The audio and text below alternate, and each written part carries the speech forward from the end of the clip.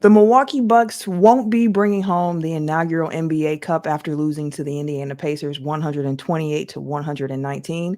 We're going to break down all the action from tonight's loss. In particular, what happened in the clutch to help push the Pacers to victory? How much of an impact did bench play have in this Bucks L? Plus, after a first look at the in-season tournament environment in Vegas, what worked and what could be better for future tournament games? All of that and more coming up on today's episode of Locked On Bucks. You are Locked On Bucks, your daily Milwaukee Bucks podcast, part of the Locked On Podcast Network, your team every day. You are Locked On Bucks, part of the Locked On Podcast Network, your team every day. I'm Camille Davis, and you can catch me weekly on the Technical File podcast, as well as Cheesehead TV's Carry the G and MKE. Joining me this evening for some post-game coverage is Justin Garcia of the Bucks Radio Network. We truly do appreciate you tuning in, and thank you for making Locked On Bucks your first listen every day. We're free and available wherever you get podcasts, as well as on YouTube. Today's episode is brought to you by PrizePicks, the easiest and most exciting way to play daily fantasy sports. Go to prizepicks.com/LockedOnNBA and use code all lowercase LockedOnNBA for a first deposit match up to $100. Now, Justin, as I mentioned, the Bucks ain't making history this year. Missed out on the chance to get to the finals of the inaugural in-season tournament, losing to the Pacers 128 to 119. Entering into the fourth quarter, the Bucks were up by 3, and this was a game that went back and forth as it went through the night. But instead of the Bucks coming up big in the clutch today, like we have gotten so accustomed to seeing them do, it was the Pacers coming up big in the clutch to advance their ticket to the finals of the in-season tournament.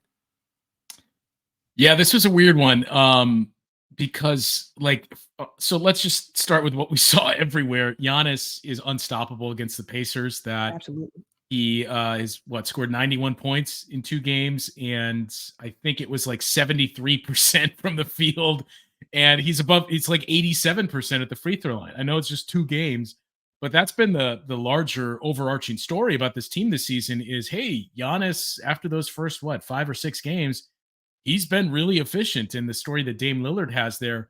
The problem was there was really nobody else with him, and I saw a few people mentioning, I don't know if the Bucks are built to sustain a really bad game from Damian Lillard, just especially now with some of the injuries they have. And I think that's fair, but you had a big outburst in the third quarter, and Rick Carlisle knew, boy, this could be around the corner, that we saw a timeout, a minute into the third quarter, and Dame went off.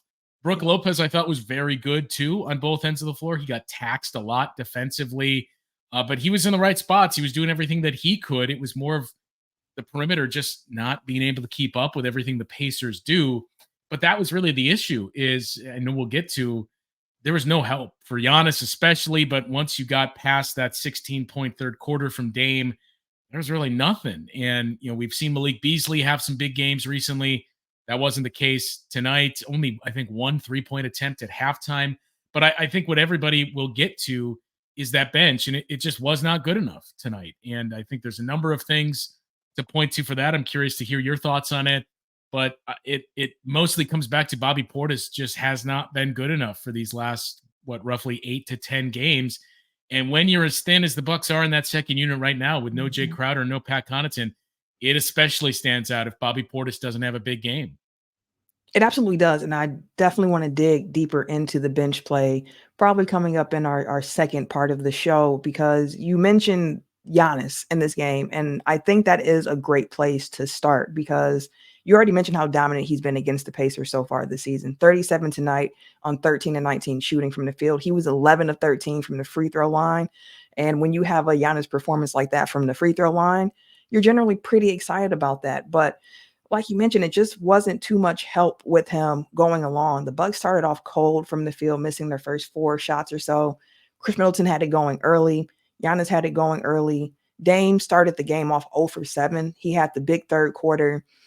But outside of that, there just wasn't too much else going right for the Bucks. And we talked about it heading into this game. This was going to be an offensive heavy game. We knew that coming into it based on the profile of these two different teams. The Pacers have been playing with an offensive rating that is historic for the NBA. Like if they continue this rate, as we've mentioned before, it would be the best offensive showing in the NBA's history. So all of that being said, I look at this game and I'm looking at who helped show up with Giannis, and the answer was not too many people. And I brought up clutch time in particular because it's been a topic of interest for Bucks media, for Bucks fans, given the fact of how dominant the Bucks have been during that time period. And once that clock hit 5 minutes in the fourth quarter, after the back and forth action, and let me also say, when I say back and forth action, the first quarter was close. The second quarter, the Pacers ran out, plus 14 the second quarter for the Pacers. Third quarter, the Bucks run out big, plus 15 for the Bucks, which sets up a close fourth quarter for both of these teams to play in. And when things started getting, into the clutch time, when the clock hit 5 minutes in the fourth, it was 111-108 Pacers. And from that point on, it was back and forth a little bit, but once it got to under 2 minutes left in the game, then the Pacers really took off. And I just want to take a look at every play that happened really quick from 154 left in the game, because it was really interesting at that point. You had a Halliburton layup, which was a crazy difficult layup. Brooke misses a three. Halliburton misses a three on the ISO. They get an offensive rebound that goes right back out to Tyrese Halliburton. Hits a step back three for an 8-point lead with 48 seconds left. We get some Dame time action from Halliburton on the court there.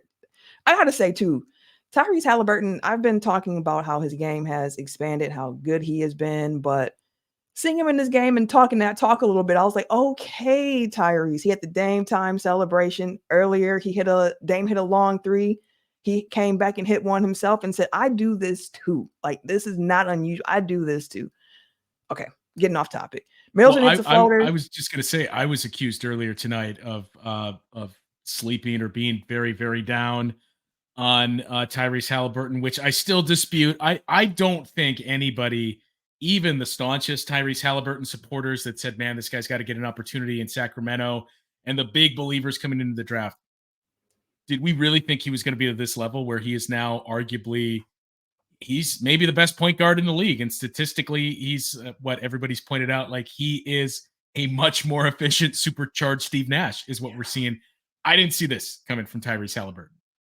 I didn't either, but now we're here. I was having a conversation last week, Tyrese is clearly a top 5 point guard in the league right now, but where do you actually rank him? And in tonight's game, looking at it, honestly, he outplayed Damian Lillard tonight. Tyrese Halliburton was the best point guard on the court for this game against the Bucks. Yeah, it wasn't even close that he dominated this game. Dame Lillard dominated for stretches.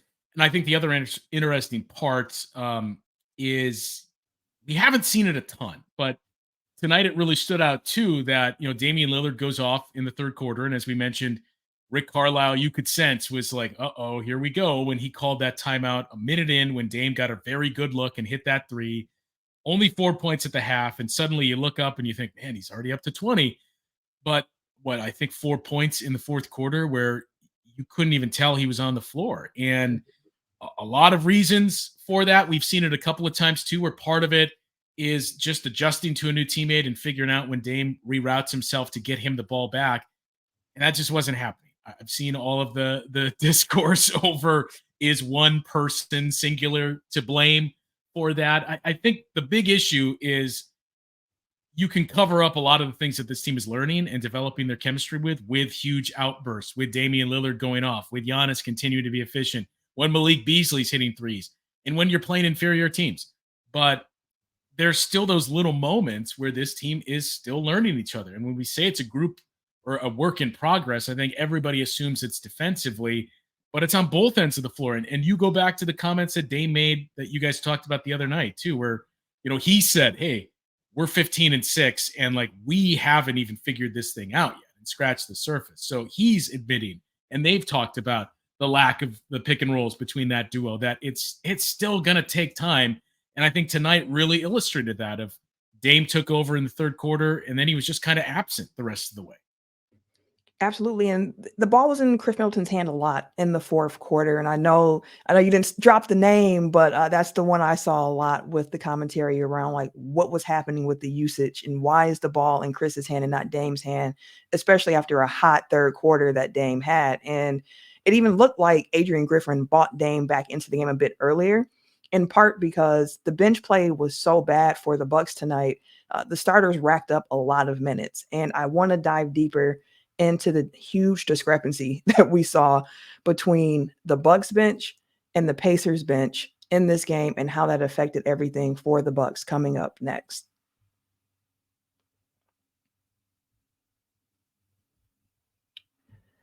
First, I want to talk to you all about our good friends over at PrizePicks. I've mentioned it before. I'm a really big PrizePicks fan. I love playing on the app because it is the easiest and most exciting way to play daily fantasy sports. It's just you and the numbers. So you don't have to worry about all the different pros and the sharks and battling against thousands of other players. You just pick more than or less than with any 2 to 6 player stat projection, and then you watch the winnings roll in. And y'all know I'm about my bags. I'm about my money. And I love the fact that PrizePicks offers Apple Pay for quick and easy deposits into your account.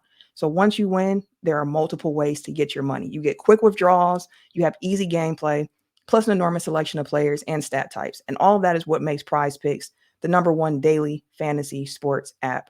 Make sure you head over to prizepicks.com/LockedOnNBA and use code LockedOnNBA for a first deposit match up to $100. Again, head over to prizepicks.com/LockedOnNBA and use code LockedOnNBA for a first deposit match up to $100. PrizePicks, daily fantasy sports made easy. Truly do appreciate everyone for tuning in, all the everydayers who check out Locked On Bucks on a day-to-day basis throughout the week. I would also encourage you to check out Locked On Sports today because the Locked On Network launched the first ever national sports 24/7 streaming channel on YouTube. Locked On Sports Today is a 24/7 coverage of all the top sports stories of the day with the local experts from Locked On, plus all of our national shows covering every single league. So make sure you head on over to Locked On Sports Today on YouTube and subscribe to the first ever national sports 24/7 streaming channel. Talked about the bench and the discrepancy that we saw between the play of these two teams. It was a 30-point discrepancy, to be exact. The Bucks bench had 13 points tonight, and the Pacers bench ended up with 43. You mentioned Bobby Portis's play, and it was really interesting that the Bucks bench really only went 3 deep tonight. Like AJ played 4 minutes, get that. Andre played a minute, really, just not even really there.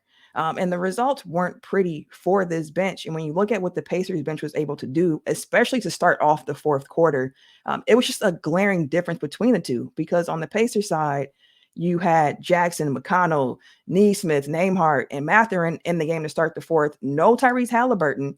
And they were still able to open up the fourth with a 14-8 run to take a lead heading down the stretch. Andre Jackson Jr. played like a minute 15 seconds, and it was, I think, very, very late in the second quarter. And it was kind of the same thing against the Knicks that I think he played 5 seconds, that it was the very end of the first quarter that he came in for defensive purposes and never heard from again. I've seen a lot of rush to judgment there too of why isn't Andre Jackson Jr. playing more. I'm going to give Adrian Griffin the benefit of the doubt here and assume they just want to be very, very cautious with him coming back from back spasms. And sure, he's been cleared to play, but let's see how we can use him here. But the bench, look, as I mentioned at the top, and we've talked about for the last week, it's going to be an issue if you're not getting big production from Bobby Portis or Cam Payne in this stretch where you don't have Jay Crowder. And I think the Bobby component, especially when you think about how duplicative Jay Crowder and Bobby Portis can be, especially in this system, if you don't have either of those guys for all intents and purposes, that's going to loom large. With no Pat Connaughton, too, I know it's not high volume scores that you're talking about missing, but it all of a sudden puts a pretty big amount of pressure on Bobby Portis to, hey, we need you to score 15 to 20 points because we're not getting anything else. And on nights when that hasn't happened, this has been a much different team. That you think back to the recent success and when we've talked about it, hey, is this team rounding the corner? It's not just Giannis's efficiency. It's not just Brook Lopez looking just as good as he's ever looked offensively in this team with this team, or Dame Lillard and how much he's looked much, much better for the last 10 games or so. It's been the bench, and it's been Cameron Payne giving them a spark at times with some of the shots that he's hit, and Bobby Portis as well. So those are issues that are going to loom large until this team moves closer to full strength. But to me, the big thing when we circle and key in on Bobby, it wasn't even the point production, which does need to be at a much higher volume than the 4 points you got tonight. But the common refrain here for the last 2 weeks has been where Bobby's made the impact has been the energy that he brings in home games. Some of those scoring outbursts only took 1 3-pointer tonight, but rebounding. And he has been a demon on the glass for this team and gotten them those second chance points. And that's the biggest issue where you've really seen some cracks in the armor with Bobby for the last 8 or so games, that just hasn't had that same lift. He hasn't given you that same impact on the glass. And case in point tonight, I mean, there was a couple of those balls he did not get to that some of the Pacers' smaller players beat him to.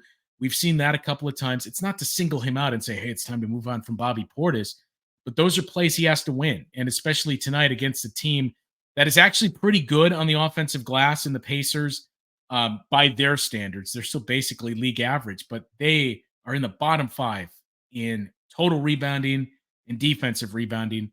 And you wouldn't have known it by watching this game tonight, not only for the job that they did as a team, but it was their perimeter guys that were just faster and beating the Bucks to spots. Some of it was long rebounds, which those are always tough to account for because some of it is just luck that you're not going to be in the right spot. But they were beat to the spot routinely by this team that just seemed to, and I hate this cliche, the Pacers just seem to want it more tonight.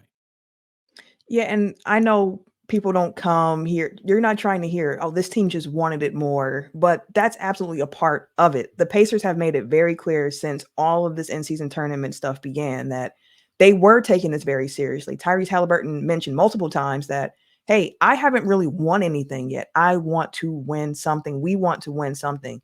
The Pacers have one of the lowest payrolls in the NBA. Like, they're here not only for the money, and that's a big sweetener for them, but they're also here because they want that exposure. They want to put people on notice that they're up next. And we saw with Tyrese Halliburton's performance tonight, where you're like, this is arguably the best point guard in the league, if not just top 3, top 5, wherever you might have him. But you say, like, this is a top guard in the league right now. And when I looked at the benches, seeing like Aaron Nesmith and the defense that he was playing, where you're just like, man, like, I was like, I wish we had something like that on this Bucks team. And I understand the Bucks bench is short right now. There's no Jay, there's no PC. And of course, having both of them back helps because you don't have to continue to go deeper on your bench. If you're really going to try to play a true 8-man rotation, having Jay and having PC there as options definitely changes the math equation for this team as well. And what you saw in this game without having the bench production. And again, the bench just was not good tonight. You saw Adrian Griffin leaning on the starters more. You see Damian Lillard played 42 minutes tonight. Giannis played 41. Chris Middleton even hit 30 minutes tonight. Yeah. Brook Lopez, 37. Malik Beasley, 36. And that's something that we're not used to seeing because we had the Bud years where we're trying to get through the regular season, not playing as many minutes. And I get that this is an in-season tournament game, but you don't want to put too much on these guys too early while they're still understanding, learning each other, and getting back into the swing of things as well, because you want guys playing their best ball come April, May. You don't want them to be burnt out before you even get there.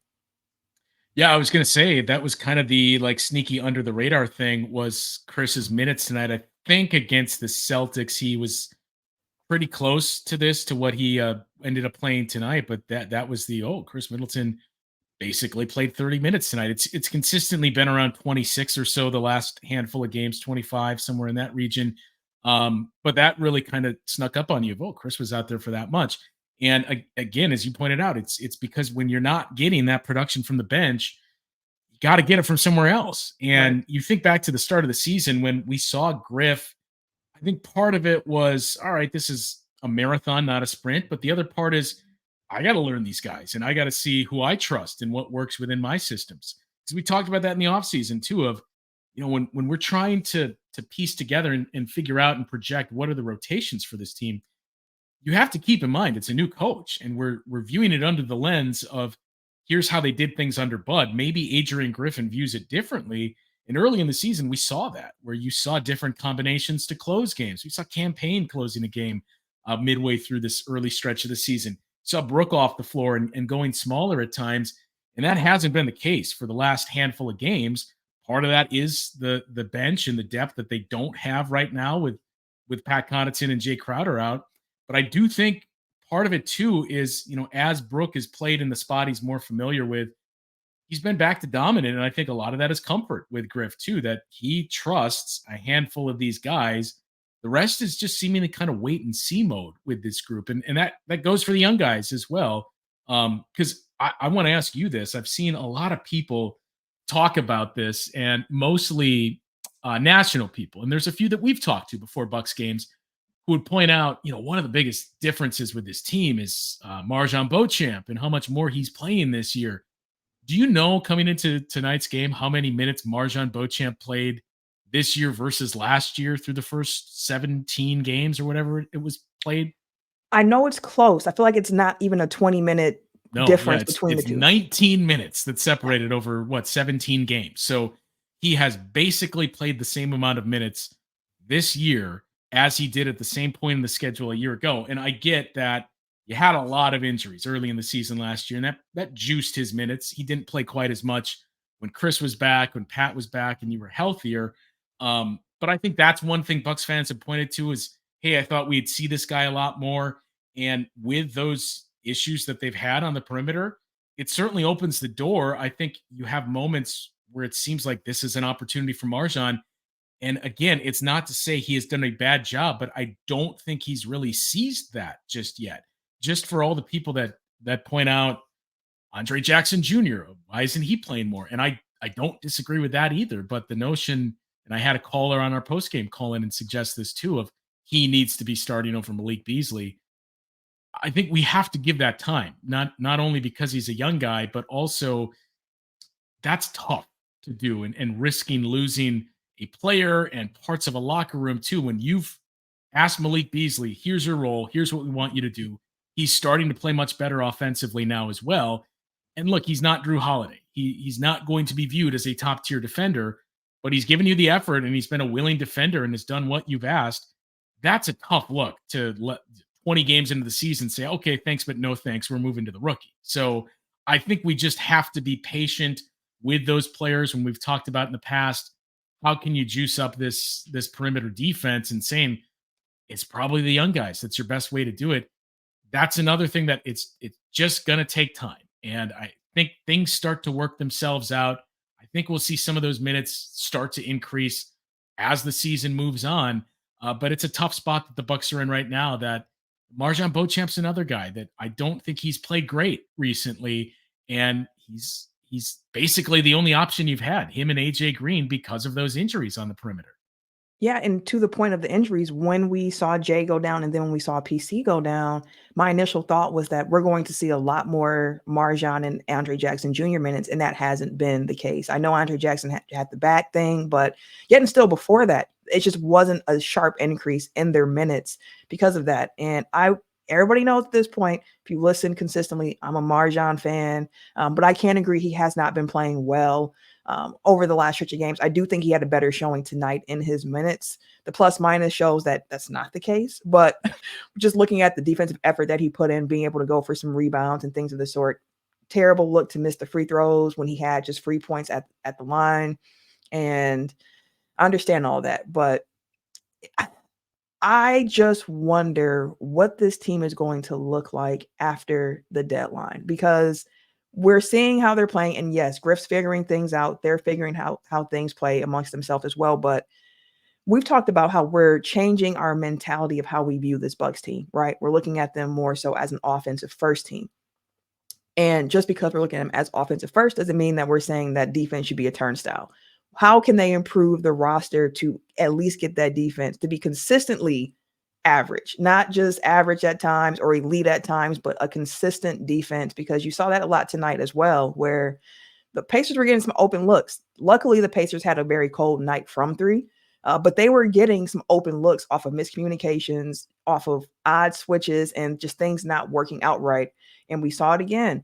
Guys are getting walked to the basket pretty much because they're able to attack on the perimeter. There's no one really putting up much hesitation for them to get there. So there are some things to continue to watch with this Bucks team, and the bench play is definitely one. Hope that Pat gets healthy soon. But even with Pat back, with Jay back, I still have some questions about how this team might look going forward, and if that is even still yet the best construction of talent that we can possibly have around our superstar duo with Dame and with Giannis. And And real quick go ahead. before we move on to the break here, you know how many points in the paint the Pacers scored tonight? How many? 72. And to your point of it wasn't 3-point shooting, they had some open looks. And that was the other tough part too for the Bucks. They had some pretty good looks in the fourth quarter that didn't go. Brooke Lopez had a couple of Yep. those. Chris was 4 for 5 on 3. So that was the one area where he was really excelling tonight. But Pacers didn't kill you with threes. And I think a lot of people, if you haven't seen a lot of Pacers games this year and you hear about this high-paced offense, you probably assume they're just running up and down the floor like the old Warriors and they're taking a lot of threes and that's how they're beating you. But it's not. It's they get in transition, and those 72 points in the paint may be startling on the surface of how did this team score that much? It's because of how they're scoring. And that was the other issue we didn't touch on is they were taking the ball out of the net and beating the Bucks down the floor or catching them off guard. That's the other major issue from this game. I think if you circled 3 things, rebounding was not good enough, and we've mentioned that countless times this season. Turnovers were too much. They had 12, I think. 11 of those turnovers came in the second and fourth quarters. That first quarter, they had 1 back and forth game. Third quarter, they had 0 turnovers. That's when they scored 43 points and took the lead. It became a problem again in the second and fourth quarters when Pacers seized advantage, and you can't give them those types of advantages to get out and run when they're already good at that. But the way they were beating the Bucks down the floor. You've already played this team once, and you don't do in-depth scouting in the regular season. It's not a playoff series, but you know what to look for. And you know this is what this team does. And it just seemed like the Bucks were completely caught off guard by the Pacers wanting to push the ball at the pace they did, even off of makes and not just transition off of misses or steals. And the amount of times that it continued to happen throughout the game, that's the part that's toughest to accept. It truly is. And with that, the interesting part about the turnover thing, like you mentioned, they get out and run. And we saw moments in this game where the Bucks were actually back, but they just weren't actually playing any defense while they were back. And it's also kind of like you're not hustling to get back. And this is not the first team that has exploited the Bucks with this. It's probably in the scouting notes by this point, like, hey, even if after a made Bucks basket, just push the ball out and run because they're not getting back. And we've seen that over and over and over again. So there are definitely some things this Bucks team has to clean up. A lot of the same old things that bit them in the butt before that came up again today, that did them in. And although the Bucks won't be our inaugural. Oh, go ahead. I was just going to say the point of that, bringing up the 72 points in the paint, that's how they did it. That they were just getting in transition, beating the Bucks down the floor, and those points in the paint were layups, uncontested layups for the most part. Easy layups over and over and over again. And I want to finish up the show just talking about the atmosphere in Vegas in itself, since this is the first time we've seen anything like that, coming up right after this.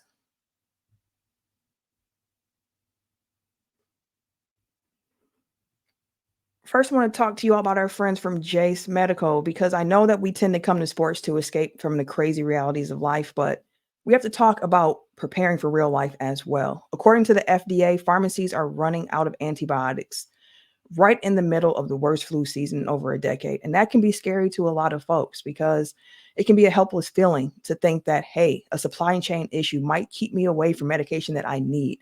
But thankfully, Jace Medical can step in and help with that. The Jace case is a pack of 5 different antibiotics to treat a long list of bacterial illnesses, including UTIs, respiratory infections, skin infections, among others. Now, those kind of things can happen to anybody. So make sure you visit jacemedical.com and complete your physician encounter. Then it will be reviewed by a board-certified physician, and your medications will be dispensed by a licensed pharmacy at a fraction of the regular cost. It has never been more important to be prepared than today. So again, go to jacemedical.com and use offer code LOCKEDON to get $20 off of your first order. While we didn't get the ending we wanted in Vegas tonight with the Bucks continuing to win and pushing to get that finals and that cup, get the nice new hardware there, we did get a chance to get a first look at what that Vegas environment looks like for the team. And I just want to kind of give some overall thoughts. What has been done? What worked? What could be better? The interactive features they had on the court were kind of interesting. It was like lights in the audience that you saw would flash when someone made a bucket. And it was very clear to see when that happened because of the theater lighting. The spotlight was on the court. The audience was dimmed. But with all that focus on that red and blue court, I got to say, one of the things I would change is what the finals court looks like. It looks like a Spider-Man court. I just wasn't feeling that energy. And early on in the game, it was a 2 p.m. start time in Vegas. The crowd energy was pretty low to start. It wasn't that full until after halftime, which was a sharp difference from seeing the games played in market and then coming to a neutral site. Yeah, it was an interesting court. And the league had told the Pacers, I think the Pacers, the 1 seed, maybe not. But regardless, the league had told the Pacers, the Lakers, and the Bucks, we know you have black jerseys. You can't wear them because it's going to conflict with the court. The Lakers and Pacers were upset about that because they wanted to wear their city edition jerseys. I don't think it was ever really a strong consideration for the Bucks. But yeah, it also brings up the look. I thought we were done with these courts when we left the home markets. That can't we just play? Even if you're gonna do the in-season style, like, can it be similar to what the Bucks did? Where like, yeah, it's a different court, but it's close to being traditional that we've seen. The rest that you touched on, the atmosphere was certainly interesting. I think it was one of the big concerns that a lot of us had coming in. Of, it's an early tip, and there's no real connection in the crowd. That you're asking fans from Milwaukee, from Indiana, from New Orleans to hop a flight to Vegas with a day and a half notice and pay to get into that arena. That could be a tough sell, especially for the time. I haven't seen it yet. I've just seen the score. I would anticipate there's a very large contingency of Lakers fans there, and that might be the only one where it seems like, hey, here's a vibrant crowd. But at the start, it wasn't dead in terms of attendance, but it was pretty sparse, you could tell, and they played some tricks with the lighting, similar to what AEW does with their crowd, just to hide that. But that was the interesting part. Is it felt like almost like going back to the bubble and early into the second year too, where you didn't really have people in buildings, and it certainly wasn't full capacity. You had a lot more people, but it just didn't feel like it throughout the course of the game, because this just felt like a corporate event and not so much a game with actual fans. It did. It did. And this is the first time the NBA is trying it. Like you mentioned, don't have the sound on for the Lakers game right now. Could be, more electric. It's a later start time. People have already gotten into the building. It's tough being the first game, especially when it's at 2 p.m. local time. And I get why the league had to do it, because they had to make sure they had enough time in between the two games for the late game to get their practice on the court in and all of those different media availabilities and whatnot. But it's tough. 2 p.m. In Vegas is a tough time to start a game, and started off sleepy, not just from the atmosphere, but even on the court. Like, it just kind of seemed like players took a second to kind of warm up. But once they got into it, they got into it. And by the second half, the crowd was really into it. I do kind of like that March Madness feel of it, where you're hearing both teams being cheered. And it's just more of like, we're cheering if you impress us on a play. Like, Giannis got some good oohs and ahs. Yeah, the step backs get oohs and ahs. So it's like kind of boxing like, where it's like, I'm just seeing who lands the biggest punch right now. And I'm cheering for that more than any allegiance to any team. So I think overall, I like it, and I'm a fan of what they've done. If for no other reason, then you've at least made this part of the regular season interesting. And Giannis and Dame have missed a combined total of 3 games this year. At the same point a year ago, I think Giannis himself missed 3 games. Drew Holiday had missed 4 games. Chris Middleton hadn't played yet. Pat Connaughton hadn't played yet. So I think that's another one of those subtle differences. The Bucks aren't the only team like that either. That more teams have had their players playing a lot more, partially because of this, partially because of the fines and everything else that the league put in the offseason. But it's at least increased your relevancy at this point in the calendar when you had very little to none. So I like that part. The last thing that I would add is I'm kind of hopeful. I'm not a LeBron James hater, but I'm kind of hopeful the Pelicans win this game tonight. So the final is the Pelicans and the Pacers, because a lot of the talk over what can we do with the winner and how should we increase this, what should we change next year, I think everybody is clinging to playoffs of, hey, if you're guaranteed a spot in the playoffs, which I've said you just can't do, because No, I don't then think. you're diminishing the second half of the regular season for that team. If they don't need it, what's the incentive? So if we want to stick, and apologies to the probably 70% of the audience will lose here, if we want to stick with the wrestling analogies, everybody's clinging to like this should be the money in the bank where you win and you're guaranteed to get into the playoffs. I think this should more so be like the Intercontinental title, where this is whoever wins this, and especially if we get Pelicans and Pacers, like this is the tournament for the teams that are building themselves for the playoffs, that are the up and coming teams that maybe haven't had quite as much success yet, that they're the best young teams, just as that belt is usually it's the best worker or the guy that's about to become a champion eventually. And if you get the Pelicans and Pacers, that's basically what we're going to get here. So maybe that's the lens we need to view this under. I love the wrestling analogy there. Like you said, might have went over the heads of some of our audience, but that's a perfect analogy for how this feels. And I think that the field being what it was for the Final Four in Vegas with Lakers and Bucks, Pelicans and Pacers, where it's two fan bases that have a lot of star power with them, and then two really up and coming teams, three small market teams all together. But again, the Bucks have Dame and they have Giannis, so it's looked at a little bit differently. But it's fun. I'm looking forward to seeing how they tweak it. I also don't think they should make any large changes to like making it matter for the playoffs. It's too early for all of that in the game, but I like it. I'm looking forward to seeing how things go with it next year and as it continues on in its development. Before we get out of here, a reminder, check out Locked On Sports today on YouTube, 24/7 coverage of the top sports stories of the day with all the local experts from Locked On. So make sure you subscribe to the first ever national 24/7 sports streaming channel. And for Justin and myself, we're going to get out of here. We hope you all enjoy your weekend. There's no Bucks basketball until Monday, so enjoy yourselves.